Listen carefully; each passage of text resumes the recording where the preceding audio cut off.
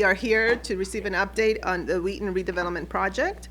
We're very excited about this opportunity. When you are designing an office building, there are two architectural effort goes on.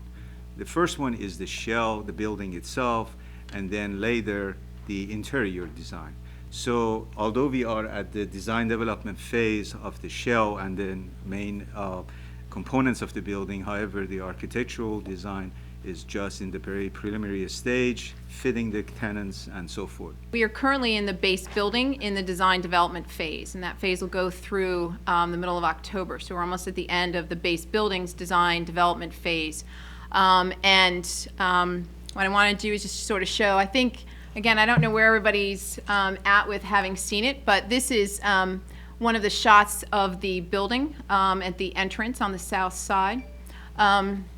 And one of the things that got developed was a sense, when we worked with the teams and have been developing, talking about sort of making the building contextual for Wheaton, making the building feel like a public building, and also having the sustainability, which has been a big goal of the team, but not only having that sustainability, but having that sustainability visible.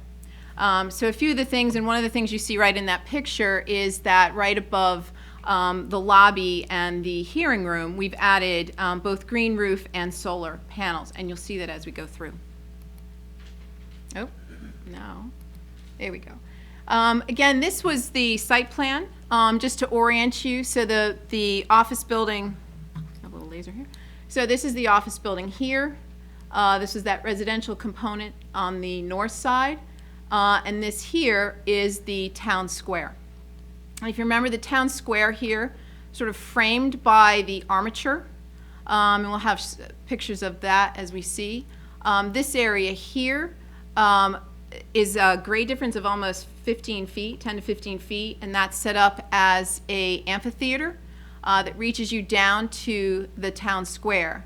Here, a stage area, and then throughout the rest, an area for both public gatherings as well as what we like to call sort of rooms within a room. So we have an area over here with a water feature and seating, an area over here sort of more shaded with seating, and then a little bit more open space here for some of the activities that would go on that would be organized by the RSC in Wheaton. The type of sort of treatment that they used, even though this is not an elevated park or anything, Right. but I think it just feels so much more, I don't know if it's organic or natural or just really, really, a lot of green that was utilized in a very difficult site. So to the extent that we can look at the materials they use and the treatments they use, the design, et cetera, incorporating that into the armature and the town square, to the extent that we can do that, that would be great.